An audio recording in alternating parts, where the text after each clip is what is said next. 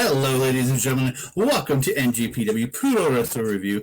I am your co-host, Andre C. Right over here is my co-host, Melball. How you doing, Melball? I'm doing okay, my friend. It's been an interesting day. So far, I killed my back at the gym. It was tremendous. I loved it. How was your day today?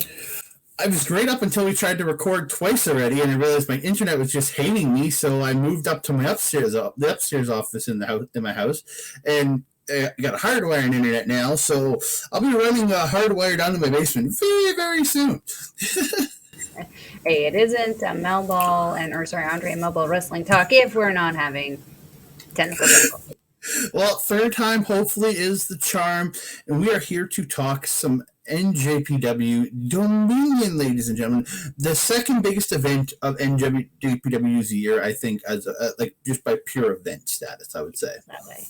Yeah, but I thought we got a really, really good show. I think top to bottom, there's nothing like there's a couple of matches were just kind of there, but nothing disappointed me on this show. No. Yeah. Even the House of Torture match, which is surprising. Mm-hmm. Again, absolutely phenomenal show. But before we get into that, I want to say thank you to everybody who's been supporting us, all the people subscribed to the YouTube channel, all of the people liking the videos. If you can, please comment down below because we love to hear from you guys. We love talking New Japan Stardom. We're doing Stardom. We love talking professional wrestling. So we want to hear from you. We love hearing from you. So please like and comment if you can. But we are going to get into it. It's Dominion, ladies and gentlemen. 6-4 in Osaka-jo Hall. It's a great. I love the logo this year with the Osaka-jo Hall logo there. Everything. I really did like that. Very sharp. Very nice. Very nice. And we start it out. Ospreay versus Archer. We kick off the show. Archer coming out and just mowing down young lions, including Fujita, wearing this dope-ass mask to the ring. And then we get our announcer intros. Kevin Kelly intros his boy, Chris Charlton. It's the duo together as always. But we got a special guest making his return from the land down under. It's Gino Gambino, ladies and gentlemen. Mel, how did you feel about Gino? Gino. I miss Gino so much. Doesn't matter not having Gino there to exclaim Doki Choki. Yeah, but I didn't think we get to hear him say Doki Choki, even though Doki was in a match. Which is a shame. That was just a big miss out on the act. Well, it was either he was at the event or Kevin Kelly was doing the greatest impression of Gino Gambino he's ever done. It's one of the two. Yeah. But we're into this match. Ospreay coming out, standing there on the stage, just kind of standing almost like a hero pose, like kind of half sideways turn, like that half side turn, like you have that here, like very much a hero pose, and it's like the conquering hero returning to slay another dragon before he goes on to slay Kenny Omega. But yeah, Archer attacks during the intro of Ospreay. They go to the floor. Archer tries to put Ospreay through a table, reminiscent of, I think it was their New Japan Cup match from a few years ago. Yeah. But he cannot put him through, and Ospreay ends up hitting a sky twister off the top to Archer on the floor. Back in the ring, Archer catches the springboard forearm attempt by Ospreay, goes for the choke, chokes them again, but Ospreay flips out of it, hits a beautiful enziguri, and hits that Os cutter like super early. Like he's just going from the hot, man. Both these guys. Archer just hits a huge lariat on Ospreay, and Ospreay just goes flipping around, like just. Yeah, it's as Ospreay was going for the hidden blade, and he just turned around and just smoked him. It looked brutal. Archer's strikes in this match. Dang, they were just killing Ospreay's, man. But yeah, both guys, Ospreay getting a Sasuke special at one point, but Archer coming right back with this Lou Thez press type move where he just ran into him and just went and just ran through him. It was very loose. It says press but yeah. Yeah, Archer booting Ospreay across the ring, just like hits him and just sends him flying across the ring. Like it was it was insane. He goes up. Archer gets the blackout, but Ospreay kicks out at 2.9. Not a lot of guys you've seen kick out a blackout. Archer ends up going up top, but Ospreay stops him, hits the cheeky Nando's kick, tries that assisted Stormbreaker off the ropes that again he had hit on Archer a couple of years ago. But Archer gets out and hits the choke slam. Mm-hmm.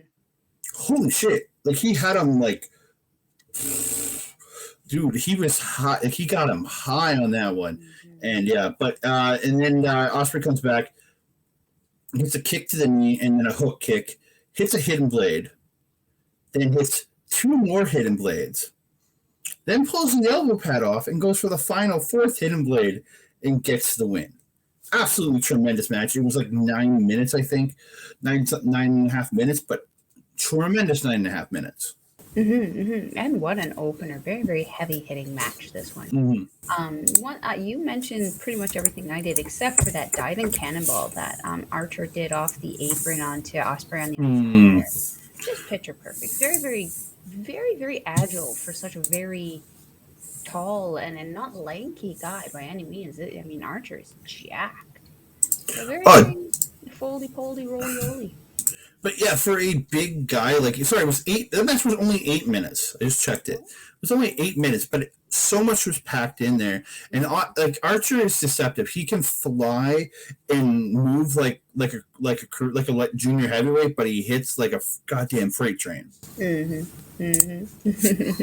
yeah, absolutely tremendous way to open this contest. I guess it was the opening match or the Gauntlet show on the pre-show, but that was not broadcast for us to see. That Loibe didn't get the victory in his Gauntlet situation. So same as Nakashima, I think, last month. So, but we move on to so the official match. I want to point out, Will Ospreay winning this match and it has been made official. It's Kenny Omega, Will Ospreay, Forbidden Door, Sunday, June 25th. In Toronto at Forbidden Door. That match is going to be insane. I got my buddies Boris and Matt heading out to that show. I'm so jealous of them getting to see this. Like, what I wouldn't give to see this match in person. Our good friend Alistair Dark is also going down there to see this match. How funny is it? Like, am I the only one who sees that this picture of Kenny Omega almost kind of reminds me of Bobby Sharp? A little bit, yeah. It's not the most flattering picture of Kenny Omega either. That's the thing. No, it's a decent picture of Bobby though. Yeah, it's going to be a great match. But I expect a 2.0 of the Wrestle Kingdom match, but like, how do you step up from that? I guess we'll find out. Like, arguably, this should be going on last. Like, arguably. I mean, it's for the title, and it's honestly like. We'll get to another match that's been announced, but I still think this is the biggest match on the show. I mean, from our standpoint, 110%. But keeping in mind, this is an AEW show more. But it's still Kenny for show, but it's. But it's still Kenny Omega on an AEW show, and it's not like people are unfamiliar with Ospreay because he has appeared before. So, and it depends on how they build up the show. Well, and how they build up the guys.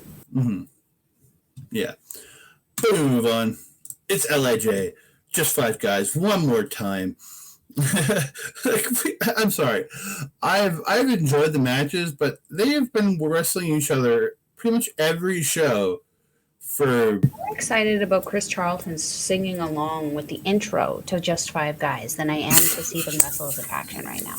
It's not that. It's just these two teams that face off in some version on every single show we've seen in the last long while. So again, other than the Best of Super Junior shows because it was all tournament, even some of those we had LIJ versus Just 5 Guys. But yeah, a good show. Bushi, the Native American headdress on the mask that he was wearing, absolutely tremendous. I loved it.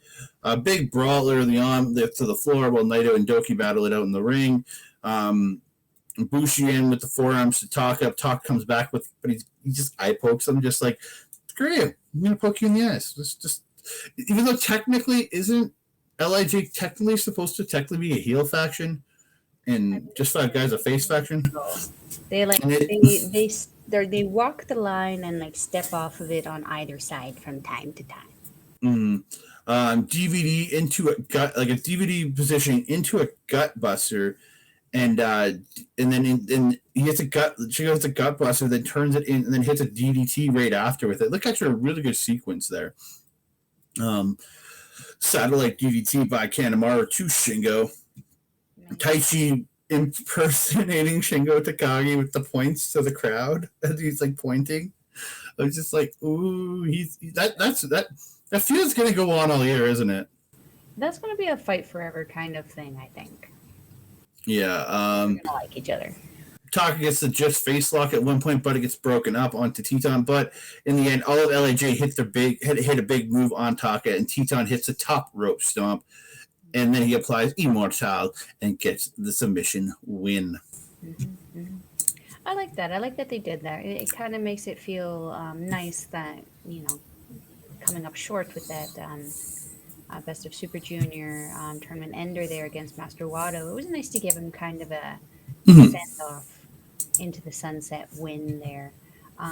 We always got to mention also Bushi's tope. Just so good. Just so good. Yeah. Incredible. Again, the end of it just kind of reminded me how LIJ was such a functional team. The end of the show also kind of gave me some hope, but I'm not going to lie, it's not a lot of hope. The United Empire just seems to be the most united faction in this place right now. I wouldn't say that either one of these guys are a close second by any means.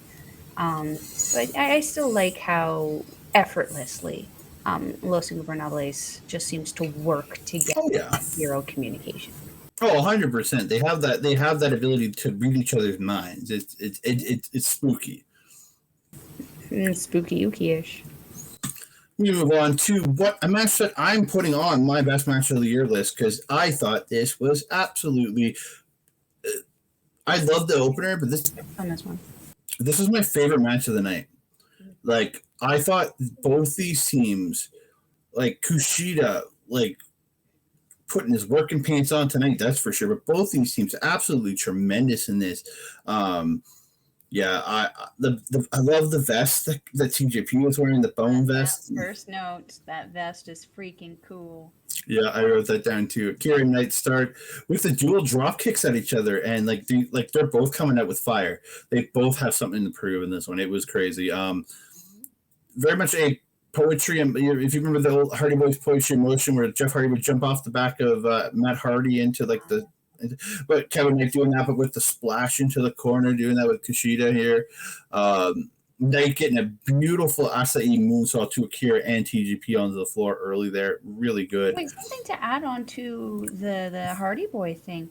He missed that. Knight actually missed that spot. Oh, did he? TGP got out of the way, and then Akira actually followed up doing the exact same move, using Kushida as the stepping stone. I thought that was a later one. No, that was right at the beginning. Oh, because I know they did it again later in the match. Maybe I missed that part. Second note. Oh, okay, weird. Catch 22 hitting that electric chair sent on to Knight. Gotta love it. I always love that them taking the picture. They're taking the picture before he comes down. Yeah. Kelly on commentary. Don't you tell me what to do. Oh, great. Top rope shote by Akira, and then it was the shote move that Goto does. Akira did a kind of a version of it. Sorry. Kushida came off with the shote palm strike. That was it. I messed that up. They jumped off top, shote palm strike, then shote palm strike, TJP right after. Really, I thought really good spot. So I'm thinking of a spot in another match. X Factor 3 by Catch 22, and they go for the sandwich knees. They hit the sandwich knees on Kush, but Knight ends up making the save. The leaping ability of Knight, he came from the edge to hop into the middle to break up the pin. It's incredible what this guy does, man. The Skull and Bones stomp by Catch 22, the move they kind of ripped off from Michinoku machine guns a little bit, I would say. But they end up missing this. With the abdominal stomp? Yeah. Yeah, it's like that. Yeah, the inverted T. Yeah.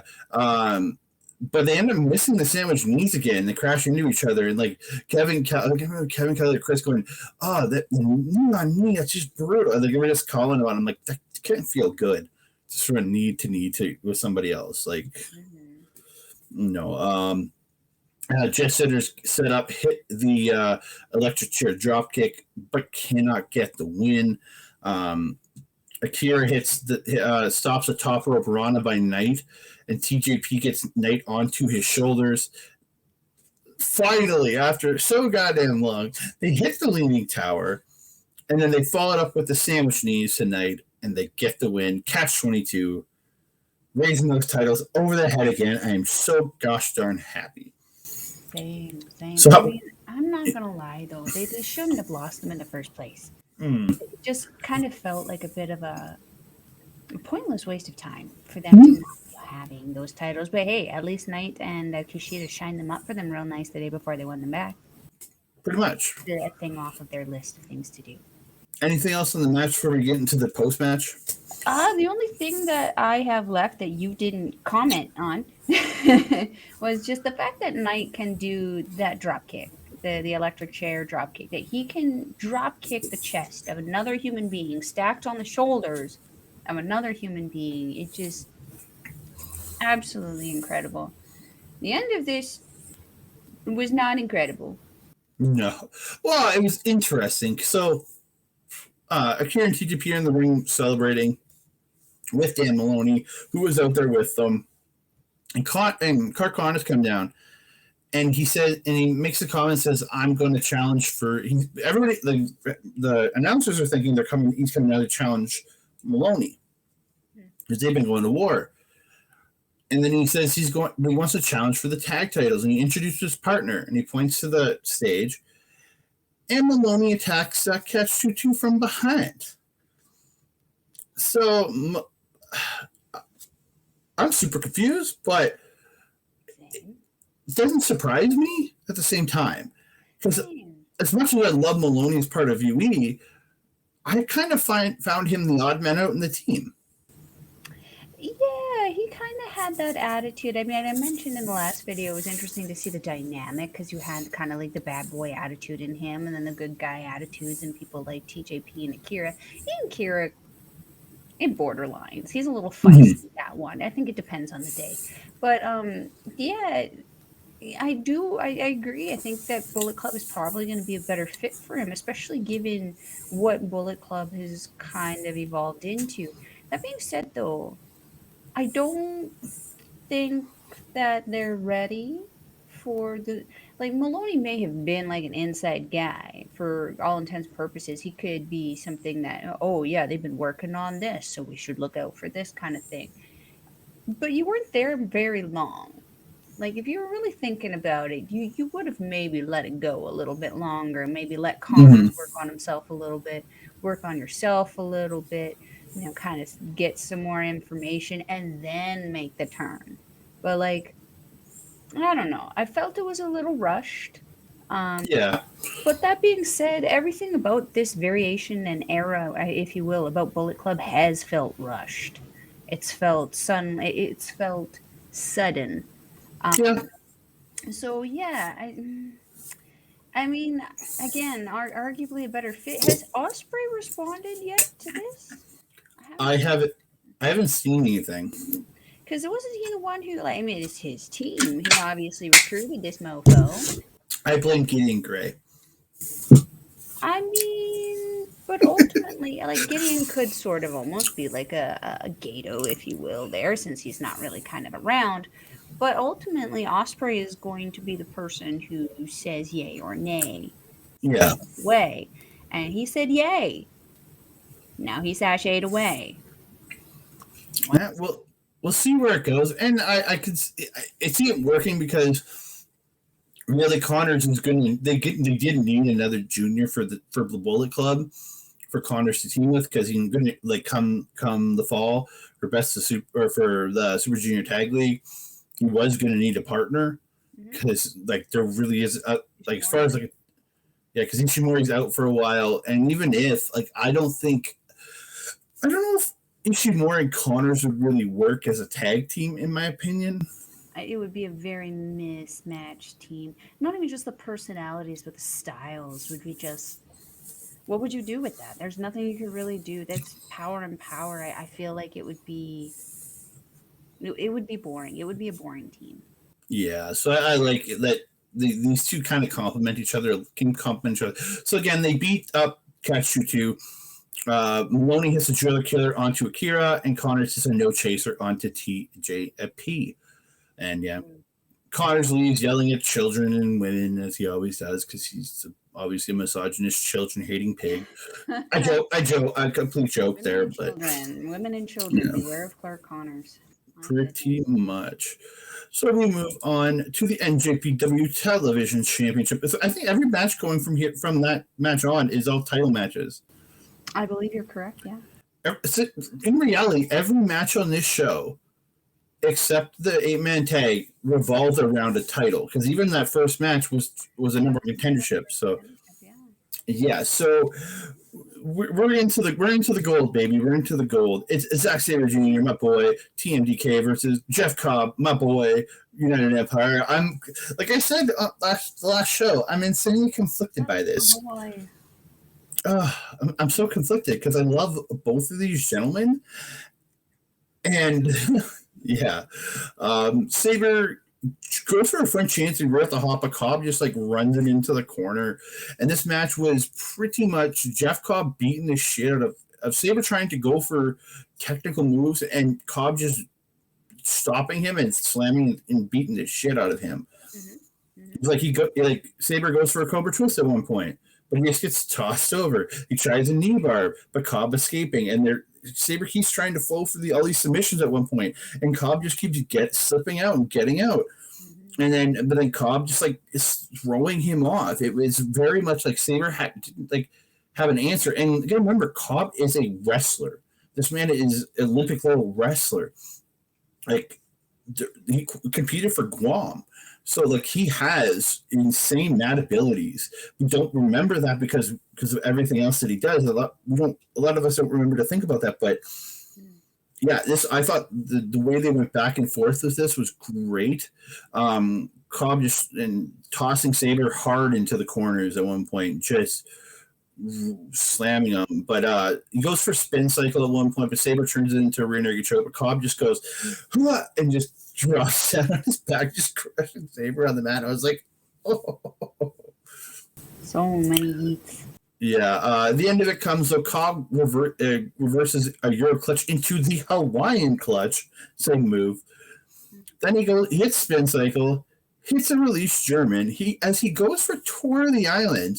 See, I'm thinking, holy shit, Cobb's taking the belt. Mm-hmm. But then he goes for tour of the islands, and Saber turns it into a goddamn crucifix bomb. And gets a picks and steals the win. Like as much as he stole that win. He did. Yeah, 100% stole that win. My favorite reversal in this one for Cobb was when, for whatever reason, Zack Sabre Jr.'s butt was in the air. It looked like he was going for like an ankle lock or something, like just something. He's trying to like pull a knee bar or something. I don't or know an ankle. what he Yeah, was trying to do, but it just looked so funny. He looked like a squirrel on the side of a dang tree. And the tree just suddenly went, "No, not today, squirrel," and like reached one of its branches down and yeeted the squirrel off of the tree. It was hilarious for me to watch. I called it adorable because it was literally, you're absolutely right. This match was just Cobb muscling Zack Sabre Jr. around and Zack Sabre Jr. trying to scramble out of it as quickly as possible and try to do anything to try to prevent Cobb from coming back at him again. There was another point where Cobb actually attempted his standing moonsault, and Zack Sabre Jr. was able to quickly run out of the way and then run back in and do that nasty looking the neck twist. Yeah, that was just so cool. Yeah, once There was one point where Zack Sabre Jr. got Jeff Cobb off of his feet, and that was kind of like the point where I knew that he was wearing him down at that point. But yeah, just like you, once when he set up for that tour of the islands, I was like, oh no, and then it didn't happen. Yeah, again, very surprised by that. But yeah, I thought tremendous match. These two, I thought these two killed it. Like these two had a really Malcolm's held both these guys too. Oh yeah. So we move on. IWGP World Tag Team Title match and the Strong Openweight Tag Team Title match. A double title match. It's Bishamon's Yoshi-Hashi and Hiroki Goto versus House of Torture's Evil and Yujiro Takahashi versus with Dick Togo versus United Empire's Aaron Henare and the Great O-Khan. House of Torture. Pardon? Lil Dick. Little Dick at ringside. Little Dicky. The day you sent me a dick pic was the day I laughed harder than I've ever laughed in my life. So. Best kind of dick pic you could get, arguably. House of Torture attacked during the entrance of United Empire. They attack both teams, and it's just a giant brawl in the early point. They get at one point in the ring, Khan sits on Yoshi-Hashi's head, and Henare comes up, and he has what I think Kevin Kelly or Chris Charlton described as the donkey punch. He punched him right in the ass. I commented on that before. I laughed so hard. Yeah. Yuck. Excuse me, but yeah, oh god, that was hilarious. There's a lot to this match. Well, not being a crazy long match, there was a lot to it. Just Evil throwing Goto into the timekeeper, bringing that goddamn shithole of a spot back, and just yeah, it's not fun anymore. We got House of Torture shenanigans with Evil and with Togo getting involved, helping Evil hit a magic killer, Show getting involved, attacking people. You just I don't know. Beautiful spot by UE where they did the shout out to Aussie Open, hit the sandwich lariats to Yujiro, and hit him with the elevated shoot killer GTW. Mm-hmm. The ref gets pulled out on that one. I'm like, and then just a show so loud. I was out in my garage watching this at this point, and it was the middle of the day. The ref got pulled, and I just yelled, "Fuck!" just randomly. I hope the neighbors and their children just got a show with that. I was so mad. But I gotta give real shout out to Show when he rolls in, and he just German suplexed the shit out of Aaron Henare. He did. Aaron's almost twice the size of Show. Easily. Like, he's way better than Show, and he hit him with that German, I thought. And then he ends up grabbing the braid and low-blowing Great O-Khan. Yeah, it led to a lot of the House of Torture shenanigans, Togo getting the garrote, but Yo ends up showing up to save Bishamon with the skateboard. I guess he's really into skateboarding now. Legit, in real life, he's really into skateboarding. It's after he healed up from his last injury, he really got into skateboarding, I guess. So, Bishamon hits the final flash on Yujiro, but Goto gets in. Goto is hit in the back when the ref gets distracted. Henare hits the rampage to Goto, and Goto proceeds to rage, but Hashi gets a super kick, but gets tossed out by Yujiro, and Yujiro gets the pimp juice, but only gets 2. Goto slips out of the big juice, and Yoshi-Hashi gets involved. House of Torture stop the attack. Everyone just giant brawl, and Khan hits that claw slam on Evil, and then Yoshi-Hashi just German suplexing the hell out of Khan. I was like, dang, because again, there's a size disparity there, right? But in the end, Goto off the top takes out Yujiro, and Bishamon hit Shote, and they get the titles. That was my fear. I I can live with Bishamon being the champions for now until hopefully Aussie Open comes back. But again, they're signed to AEW now, so we do not know what the future is there. It's better than House of... Like, I would be mad if I had to watch House of Torture on Forbidden Door. That's for goddamn sure. I don't want to watch them on that show, and I'd rather watch Bishamon show up and face FTR again, because at least I know I'll get a good match out of it instead of House of Torture bullshit. I will. This is the choice with it. I don't want it again. I'd much rather had United Empire. They should have won that. The ref shouldn't have been pulled. That was stupid. I honestly, as soon as I saw show, I was like, I don't want to watch this anymore, and I wasn't honestly paying a ton of attention to the rest of the match. There was one tag move, though, earlier in the match that United Empire pulled where Okan hit a lariat in the corner, and then Okan immediately, it was on Evil, and immediately followed up with a jumping knee, that Hanari does. Oh, yeah. Oh, so brutal. I almost thought that he was actually going like over his head. Then, throwing him out of the corner into Okan. Okan picks him up and just yeets him over to Hanari, and Hanari plants him with the powerbomb. It just flowed so well. It looked so... Yeah, I wrote that down. Khan sleeper suplex, but Takahashi. And then he, I call it the Blue Thunder into the bomb. When I wrote it down, I just skipped over it. Because it was he brought him up almost like Blue Thunder style, and then tossed him to Hanari to hit the bomb. Oh. The way he took him up was like Blue Thunder and went, huh, and then he caught him and bombed him. This was on Evil. Oh, was that on Evil? I thought it was on... I probably wrote that down wrong. I have it written down as Hashi. Yeah, tossed him into the powerbomb, yeah. Yeah, I have it written down as Yoshi-Hashi. That was right before the Yujiro shenanigans. Also, there was one point, Hanari just on fire this match for me. There was one point where I think it was Goto he was doing this to. He caught him with a spear, but he caught him with the spear, picked him up, and then just slammed him. Yeah, that's the Rampage. That's his Rampage where he picks it up and then just smashes him. I want to know what I wrote that down as. What's that? Uranage. Because it looked like a spear and a uranage together. Essentially what the Rampage is. Yeah. The end of this is what really kind of it set me into a spiral of confusion and excitement at the same time. I did not know how to feel. Go ahead.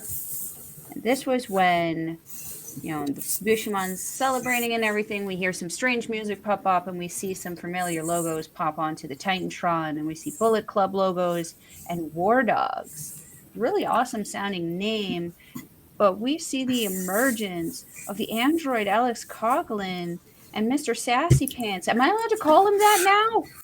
He's Mr. Angry Pants for God dang sure after this show. What the if I should probably not call him Sassy Pants anymore. He'll send Clark Connors after me, and that is the last thing I freaking need. I am 5'3" with 0 survival skills. Admit to those triceps. Coming out and laying waste to Bushman and United Empire. Everybody got everybody got kicked, everybody got smushed. This is shaping up to be an interesting era of Bullet Club. I mean, we have arguably now 4 sub factions of Bullet Club, because we got the Rebel Club here, and then we also have House of Torture.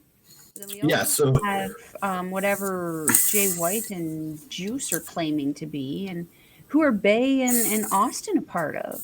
So I actually have a breakdown of the entirety of the Bullet Club. I literally made it. I went to and found all the members and found their breakdown. You have to do that is a problem. But Bullet Club means, your main Bullet Club is Coughlin, Fale, Owens, Connors, Maloney, Finlay, Kid, Gato, Kenta, and Taichi Ishimori. That's main club. That's just your main club. Guys. That's 10. So then you have House Torture. If you, they technically are. I know you don't agree with it. So there's 4 members there. That's 14. Then you have Bullet Club USA and Ace Austin and Chris Bay, the ABC, Austin Bay Club. That's 16. Then you got Bullet Club Gold, which is Jay White and Juice Robinson, but that's 18. And then I just found this out. You have Bullet Club Tamashi, which is the team that Battle of Folly has been building in Tamashi. You also, 19, Jack Bonza. 20 is Larry Bird. 21 is Kane Minogue. 22 and 23 are Tomei and Steve Phillip. So there's 23 members in the Bullet Club right now. Oh, goodness, they're spread across the world. Because, my goodness, put them all in one place, and that faction is far too big for its britches. Well, there's 14 in Japan. If Bullet Club is going to be this heckin' big, I need something back. And that is Bullet Bunny. We need if Peter cannot come back, I volunteer as tribute. I will walk down there with Rebel Club. I don't care. I want to. Yeah, Dan Maloney. No, you gotta go. You gotta hang out with Yujiro. Kid. Clark Connors. Goddamn, yeah. No, you'll be with House of Torture. That's Yujiro's gimmick. That's Yujiro's gimmick, yo. No. If I don't see them, they don't exist. But yeah, the Bullet Club ever growing. And I don't think they're done. I really don't. That's the crazy part. I don't think they're done. The G1 Climax has been announced, so I'm gonna quickly go through these. I'm gonna list off a bunch and then list off the first timers. You got Okada, Naito, Sanada, Ospreay, Tanahashi, Finlay, Shota Umino, Takagi, Ishii, Tamatonga. They're returning. Tank up. Whoa, whoa. Let's go ape shit, ladies and gentlemen.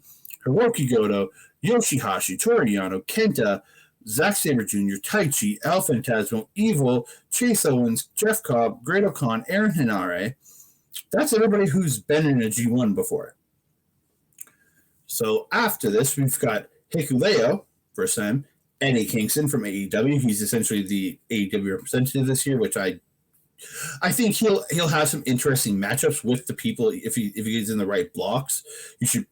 I hope he's in the monster block because him just battling out with big dudes would be awesome.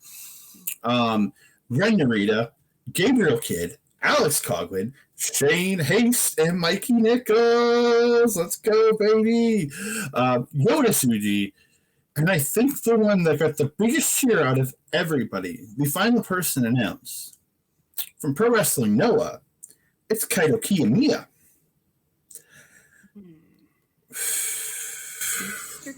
Mr. Kaito, welcome back. We talked about this last year when we finished our G1 coverage, seeing who we'd like to see. And if Kaito Kiyomiya is somebody you said you wanted to see in the G1 and then in future G1s, you got your wish, Mel. You get Kaito Kiyomiya. I sure did. I didn't want him to see. I didn't want to see him bitch kick Okada in the face, though. That was not on my checklist. But yeah, I'm looking forward to this G1. Lots of great names introduced here. Mm-hmm. I'm very excited for this G1. We are going to be covering it again this summer. There might be some shows where it might just need me popping on for 20 minutes, just rolling down some results, because it's going to be a lot of it. It's going to be a busy summer. Let's just say that, ladies and gentlemen. Especially when we got 5-star Grand Prix to go along with it, and that's a 3-month tournament. So that's going to be a heck of a summer. At least the G1's only like 5 weeks. That's a big, but it's a lot of shows in 5 weeks. 32 people, 8 people per block. It's going to be the same format as last year, which was a very confusing block last year. It really was. Oh, it's going to be interesting. Get out the spreadsheets. Yeah. Oh, I will be, because our competition is coming back, Mel. I've already talked to our champion. He will be returning. So, oh, damn.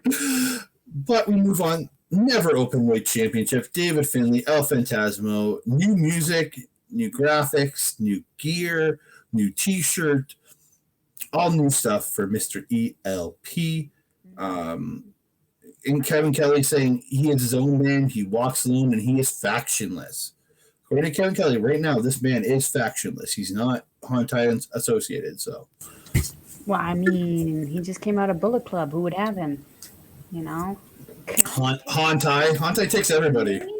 Moves is stepping on someone's gherkin. Like, come on. Hey, Friends in that locker room. Hantai takes everybody. No. There's limits. There's limitations. Stepping on someone's hootenanny is definitely not something that they would like. Taguchi. Huh? Taguchi. That's butt stuff. That's not. That's worse. That's worse. Entirely. Moving on.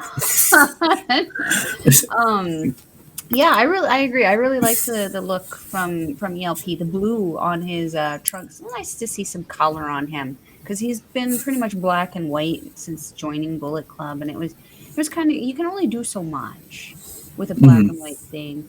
The hair is different. I'm not really digging the pink, but it's the haircut itself is nice. Like the style. No. It's trendy. It's what the boys his age are wearing, and it looks good on him because it keeps the hair out of his face. You can see those nice blue eyes. He's my age. People my age do not wear that. People my age don't wear this either. Yeah. Anyway, Mr. Finlay, however, coming out with all of his new Bullet Club Brotherhood boys toys.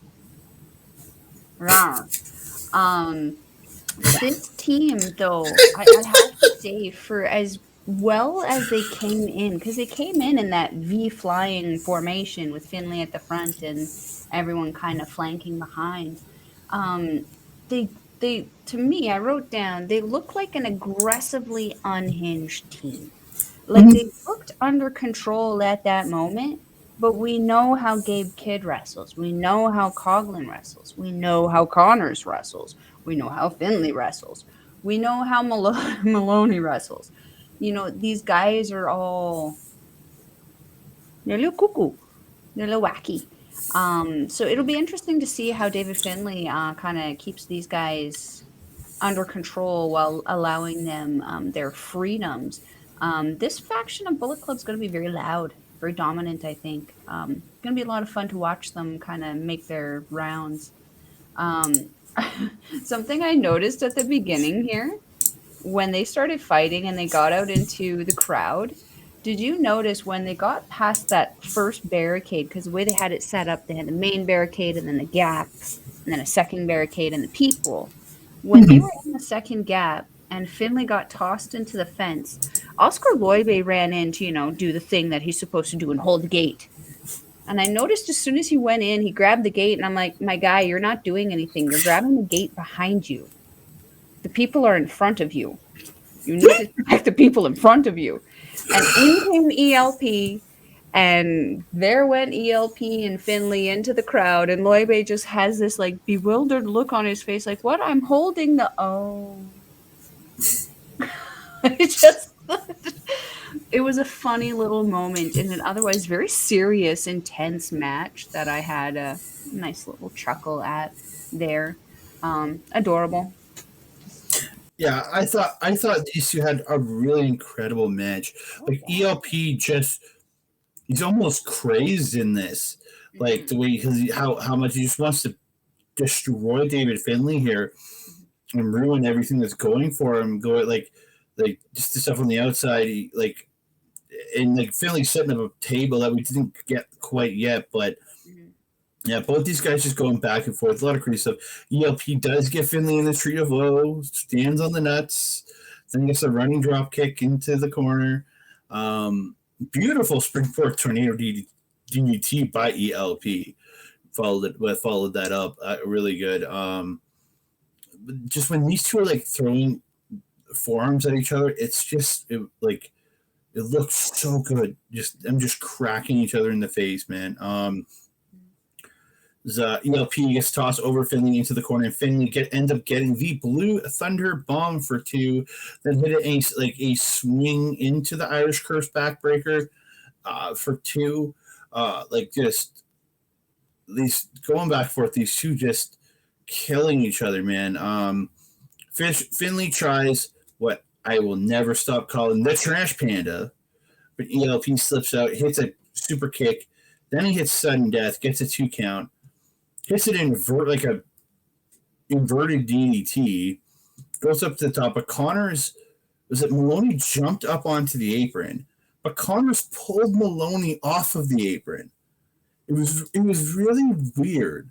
Oh, see, the way I saw it was that he got kicked a little bit. Oh, did he get kicked? I didn't see the kick. And then Connors was just kind of hanging on to him. Oh, I didn't see the kick. That's me. I didn't see the kick. A boot, like it was more like a shove with the foot. Oh, makes sense. And then ELP dives onto those two. Then he goes back up and dives onto the other two on the other side. And he comes back in, and he goes back up, but ends up getting pushed off. And Finlay pushes him off the top to the floor. And then he picks him up and power bombs him the hell through the table. The weirdly proportionate table, because that thing was longer than it was wider. Oh, that's all the Japanese tables. They seem to be like that. Finlay rolls him back in, hits another power bomb in the ring, hits the Trash Panda because he's a trash human being that he is. Wins the match. Jesus, man. Finlay and pulls over ELP with the belt, and then the whole team was like posing over top of ELP. Finlay yelling at Takagi on commentary. Could that be that would I would love to see these two mix it up for the never title. But again, a lot of this is leading to the G1.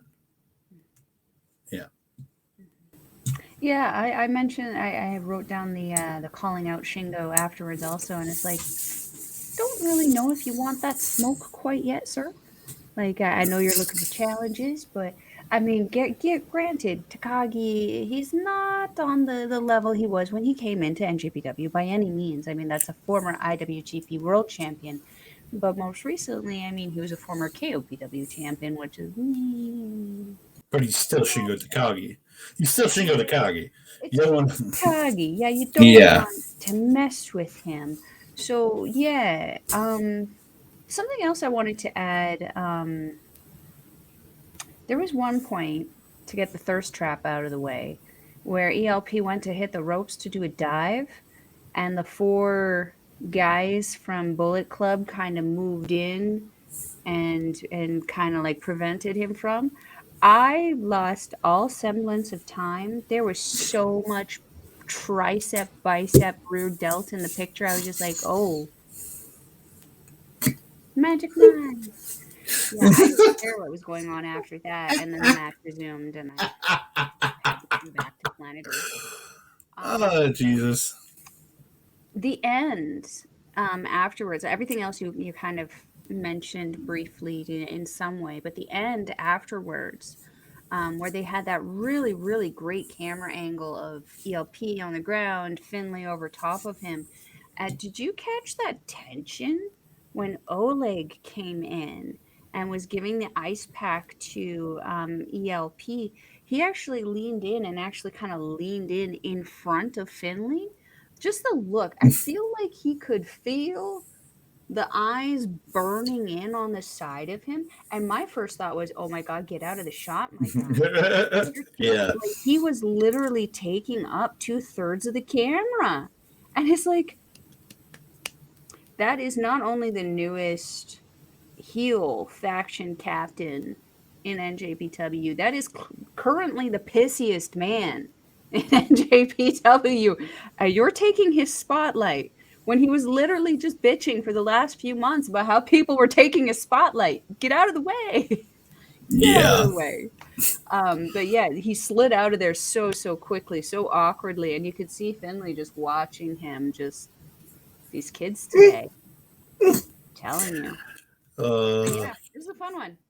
No, it was a very good match. But we move on. IWGP Junior Heavyweight Championship. Hiromu Takahashi defending against the Best of Super Juniors winner, Master Wato. Really good wrestling to start between these two. A lot like the only thing I have to say really here is it's kind of the same thing we've seen them do the two together before. Just they've like working that just a little bit faster. Again, Wato again stepping up his game. He's really has stepped up his game, but I don't. it's not even the end of it. It's just I started watching the match and I just kind of was getting tired of it.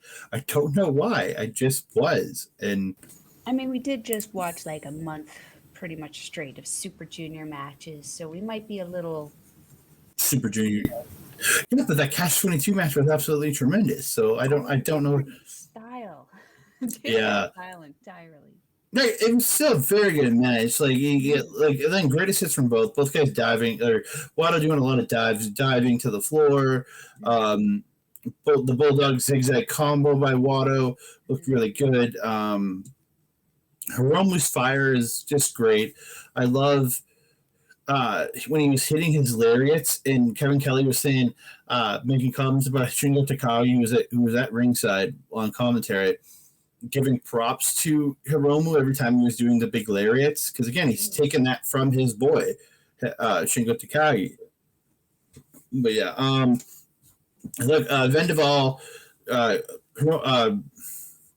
Wato got it a couple times in this match, but and there's a couple later on, I was really thinking, could he win this here? Yeah, beautiful pumping bomb at Hiromu, and then he goes for time bomb too, but Wato ends up reversing into a tombstone. Really good spot there. Bridge in German by Wato, but didn't get that high angle on it. But he only gets a 2. But he goes to go for a second time, but Hiromu rolls. Wato stuffs the roll and gets a pin for 2. Then applies Vendaval again. This is where I thought it was over. When he applied the Vendaval here, I was just like, oh, is this it? No. Into the match still comes. Pumping bomber by Hiromu. He hits time bomb 2 and gets the win. And I was like, holy shit. Hiromu's keeping the belt. I was very surprised. I also thought that Wato was going to take this just after the kind of build that he has up until this point, winning pretty much everything he's been involved in. Not every single match, but every tournament that he's been in this year. I don't have a ton to add. I mean, the massacring at the front, at the beginning of the match outside, where Hiromu was just running Wato endlessly into the barricades was. That's just Hiromu. That's how he likes to soften up your back. The Recitamento by Wato was just so picture perfect in this one. The back and forth was pretty even. I felt like it was hard for me to figure out who was going to win. Usually there's a pretty clear cookie cutter kind of story that NJPW likes to do. These guys were very even. Despite Hiromu having that kind of heavy engagement at the beginning there, he really it was like Hiromu popped off something and then Wato would, and then Hiromu would, and then Wato would. It was very even. It kind of left you guessing until the very end. I wasn't expecting that, but it was still a great match. Yeah, it was a really good match overall. I think I'm a little. I really thought, and especially after the performance Wato and Teton put on, I didn't think I'd be this burnt out on the match, because the match 4 I was really into. The following match I was more into than I thought it would be.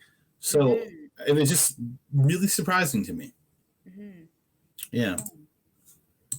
And I watched this in a couple sittings too. I broke it as I was watching it. I would stop for 20, 30 minutes and watch an episode of The Simpsons. So it wasn't after a couple matches, just to break it up. So I wasn't getting tired throughout. You know what I mean? I was keep myself and break it up a little bit. But yeah. Move on. Never open weight 6-man tag team championships. It's the team of Kazuchika Okada. Kazuchika, whatever. It's Okada, Ishii, and Tanahashi, team legends, versus the Blackpool Combat Club's members Jon Moxley, Claudio Castagnoli, and Shota Umino. Umino getting right in the face of Okada at the start of this, just really back and forth. This match was actually supposed to be before the Junior Heavyweight Championship match, but due to Claudio travel issues, he only arrived just as the show was happening, so they gave him the second from the final spot. Claudio locking it up with Tanahashi, just kind of a dream come true for me, because I love Claudio Castagnoli and I just want to see him wrestle all the favorites, and getting him to watch him wrestle Tanahashi was tremendous. But yeah, I thought really good back and forth match. I thought the Bullet Club did a really good job of isolating was it Okada in their corner for a good few minutes and really working him over. I thought they were doing a really good job working together. Claudio with that deadlift gut wrench to Okada, like just beautiful. But yeah, I thought really good match overall. Oh shit! I took a lot of notes. Holy crap! I took a lot of notes for that, man. Yeah, really, I thought really good back and forth because I thought Uno's fire when he was in there with Okada was pretty tremendous. Yeah, Moxley hitting suicide dives to Ishii in this. Like, you don't really see Moxley hitting suicide dives in most matches. So again, hitting but yeah, Tanahashi sing blades Umino, and he gets hit with a twist and shout, or he hits a twist and shout on Claudio. Then Ishii hits his huge German to Moxley, just yeeting him across the ring. It was a triple team with elevating DDT to Umino, with Okada hitting the DDT part, but Umino ends up kicking it at 2. End of it comes where Umino's laying shots to Okada, tries the Death Rider, but he ends up getting hit with landslide. Then Okada hits the Rainmaker and pins Umino. Of anybody, if this team was going to win, I knew Umino was going to take the pin. Oh, 100%. 100%. It would be silly for them to bring in Claudio, wasn't he an ROH champion? He is the current ROH champion. So it would be really stupid to have him take the loss there. And then Moxley is just, he's so Moxley, the AEW Golden Boy. You know, it would make no sense for him to take the loss there. Umino's the new guy. He's the most, I hesitate to say this, but the least experienced person in the business of all of these guys. So yeah, it made sense that then Umino would take the pin there. Ishii was a freaking tank this freaking match. Like, you almost forget he was there, and then he'd march in and remind you he's there. There was one point, I don't remember what the move was, but like Moxley had it in, I believe, on Okada. I think it was just like the knee in the back, and he was pulling the head back over the knee. Ishii just walks in and just wallops like Moxley in the face, Kaido style, and I was like, oh, and then he just stood there waiting for him to get back up. What I found interesting about that is usually Moxley is the kind of hothead who would immediately whip back around, get back up. He'd be in Ishii's face. He did not do that. He crawled back to the corner and tagged out. Found that very. I think he knows what how Ishii hits, and he's like, maybe I shouldn't take another one here. Let somebody else take it. Yeah, I mean, he continued to F with him throughout the entire match and kept catching smoke, kept catching hands. Like, I was very, very surprised that Mox didn't retaliate on that one. Yeah, I don't have a ton to add to this because I actually just enjoyed watching this one. Yeah, really, really interesting to watch everyone kind of pair off and just ruin each other's day. Again, I this wasn't one of the matches at the top of my list going into the show, but so I guess when you have lower expectations, shit can really pay off for you.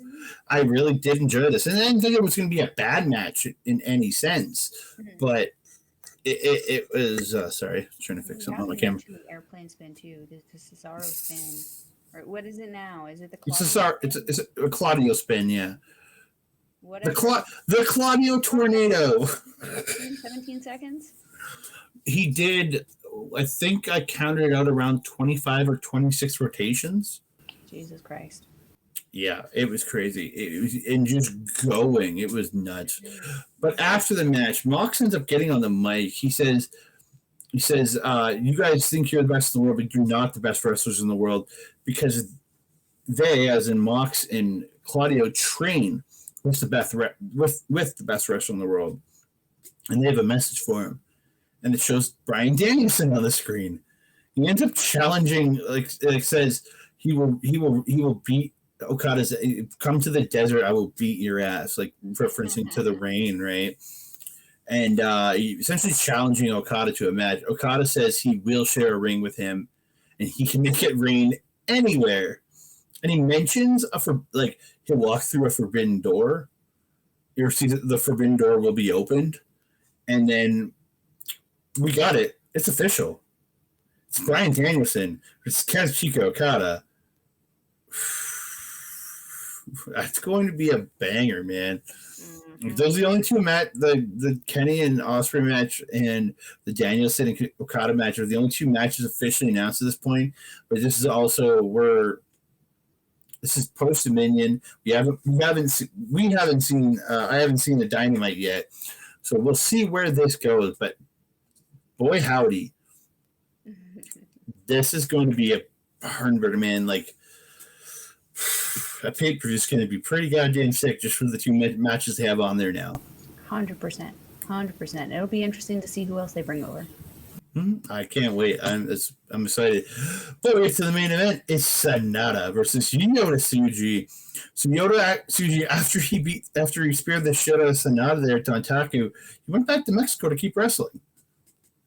So that's where he's been this whole time, and he actually at one point actually competed for the CMLL championship, but he did lose that. He literally a few days ago he had a 2 out of 3 falls match, and then booted his way back over to Japan. So Tsuji calling everybody over and saying, "Kate, time to fist bump," and it was just like is this guy in charge now? Could I feel like it was like almost like I don't know, like. I mean, Teton arguably had to do the same thing. Yeah, but they all seem like they're ready for it, where Tsuji was like, let's go, get up here. Where the other guys seemed like when, for the Teton one, they kind of seemed like they all got up there faster. They all kind of like, okay, let's get up there and do this. But like with him, it was like, okay, let's do this.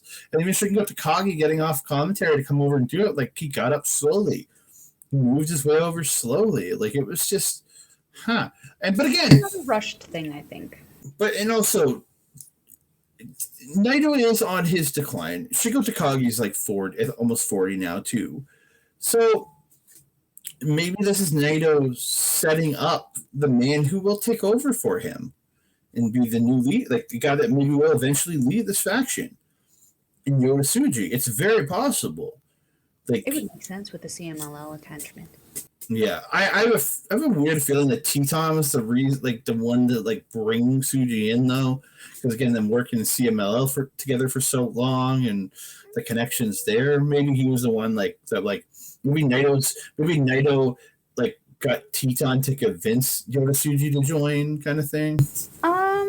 I would say it would be Teton necessarily, because remember Okamura is over in Mexico. Okamura was the one who was mentoring Tsuji. Okamura was also the one who mentored Naito and Yujiro when they were over there.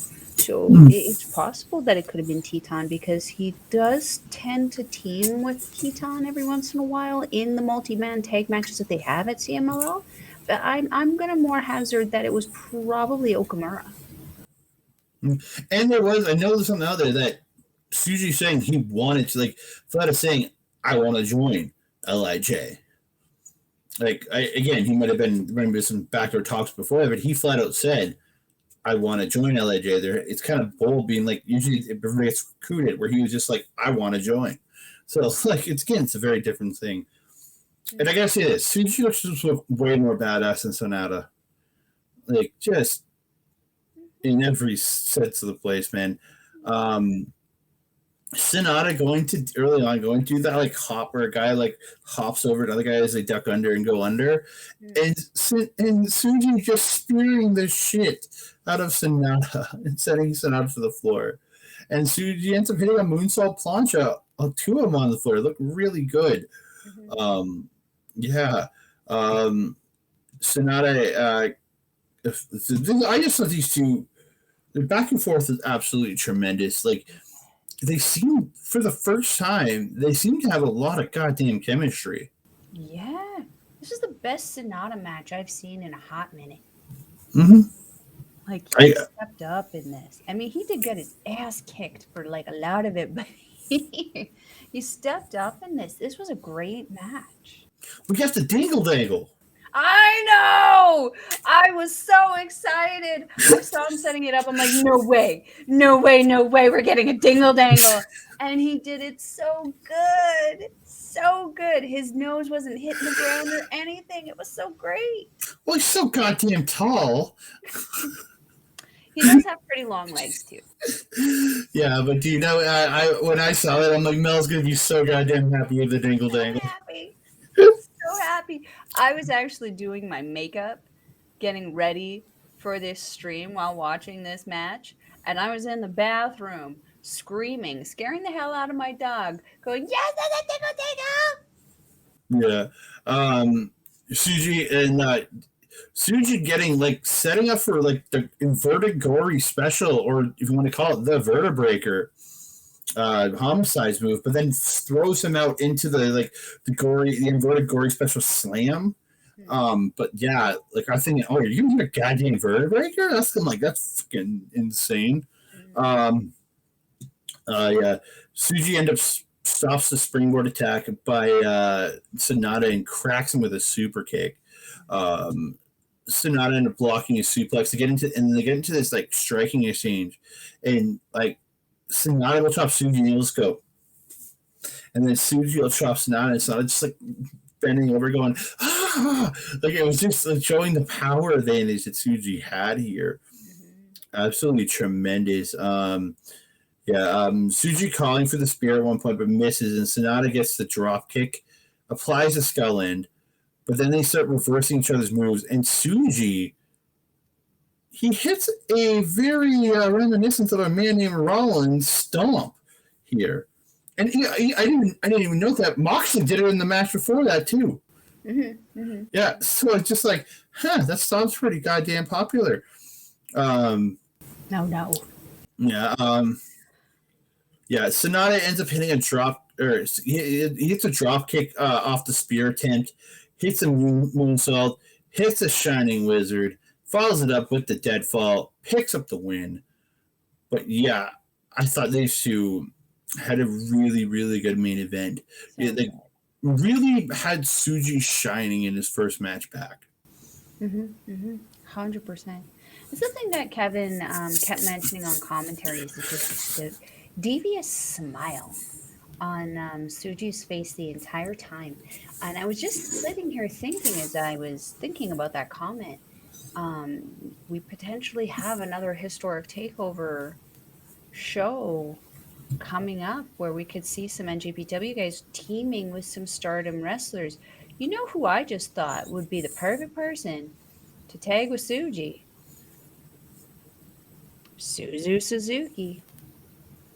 Oh, that would be sick. Right? Yeah. Hi-yo. I mean, get Tam Nakano teaming with Sanada because, the Taichi connection there. Yeah. Nakano and Sanada, the pretty ones, the cute ones. The champions, yeah. Taking on former contenders, Suzu Suzuki. She didn't challenge Tam Nakano, but she did challenge Julia for the red belt. That could be pretty. Gave her a run for her money. That'd be pretty goddamn sweet. That match is on my best of the matches of the year list. So Sanada gets the mic after. It says, from here on out, you go get some results and work some time with LJ, and then you can challenge me again. I was like, that makes sense. He says the next time they're in Osaka will be at the G1, and Kevin Kelly said it'll be a 2-day stand in Osaka when they're there with G1. He said this year's G1 he's going as champion, and he will win as champion, and I will choose my challenger for Wrestle Kingdom. And he stares at goddamn Taichi. I'm sorry, if he wins the G1 and chooses Taichi, as much as I personally enjoy it, it's not the best match. It's not the match, man. I love Taichi. You guys have that's not the match. No, but yeah. And then he signs it off. Says he really likes Osaka this time. Just 5 guys, and that is the end of the show. Yes, such a good show. Such a good show. Such a great commentary crew. Gino Gambino. God, I missed Technical him. difficulties, unlike the strong ones. Legitimately, the only time I've seen a strong show like not have problems wasn't it the crossover with Impact Wrestling when they did that crossover show? There was no issues because again, his Impact was doing Wasn't the that Battle production. Royale? Uh, Oh no, the multiverse. the multiverse, and the Impact people were running the production. Right, Hey, that's New true. Japan, your friends make a partnership. Get those guys to run your productions. Come on. It's like whatever production value and quality you have in Japan, find that in America, please. Or get Impact to teach you because they have good production quality, obviously. So get Scott Demore to teach the guys. Come on, it's simple. But anyways, we are going to get out of here, ladies and gentlemen. Thank you so much for joining in. We really appreciate you guys coming in. Please, if you can, like the video, subscribe to the page, hit that notification bell so you see every time we get new content coming out. And most of all, comment down below. We want to hear from you. Yes, sir. Yes, sir. And if you're wanting to watch NJPW, we will leave a link in the description box below. It is njpw-world.com. It is approximately 999 yen, or approximately $10 Canadian, but it's actually more like 7 now. But we do perfect 10 because we love Sean Spears, and he's Canadian. Just a reminder. Someone needs to remind Mr. Ospreay that not all the Canadians are dickheads. Yeah, so that speech got to me a little. He said it's him versus Canada. I mean, and when you can't argue the facts he gave you. When you're looking at Chris Jericho and Kenny Omega as the examples of what it is to be Canadian, and like Christian Cage, come on. Like, He did say ELP too. all the asshole Canadians are in AEW. And he said ELP too. He's like the Cardi B of the wrestling world, ELP. He just looks loud.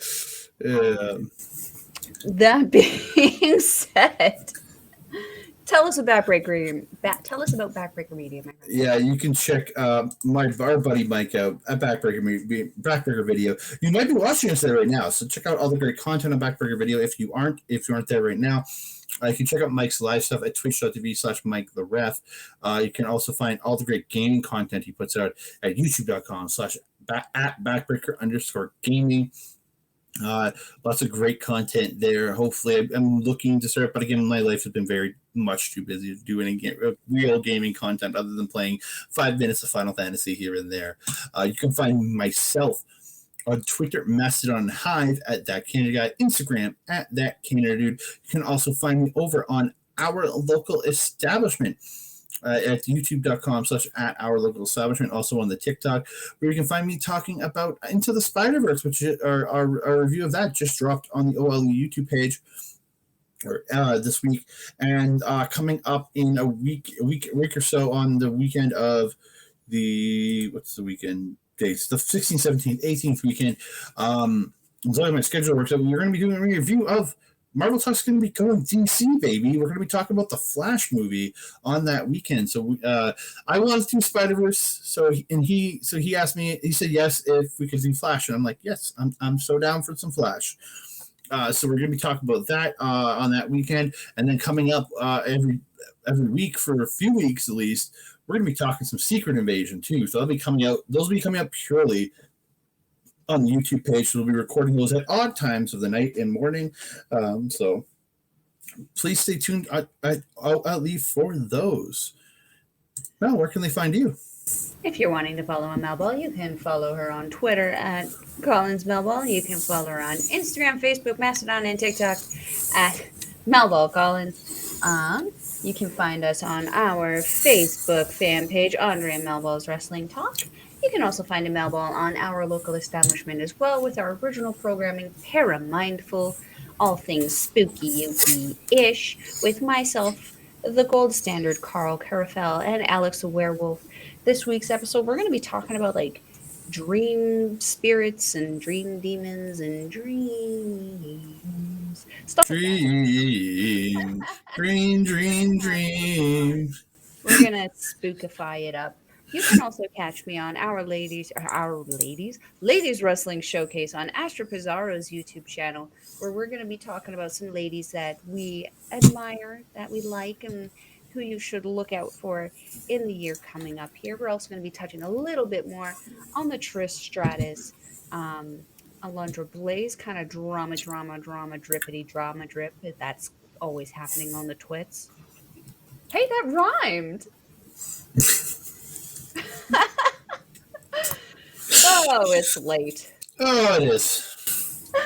That being said, my friend, do you have anything else to say to the beautiful people? I just want to say thank you all so much for tuning in. Please like the video, subscribe to the channel, comment down below. We'd love to hear from you again. Hit that notification bell so you know when we're coming out. And that being said, I am your Melball. Over there is Andre. We will see you next time. Adios.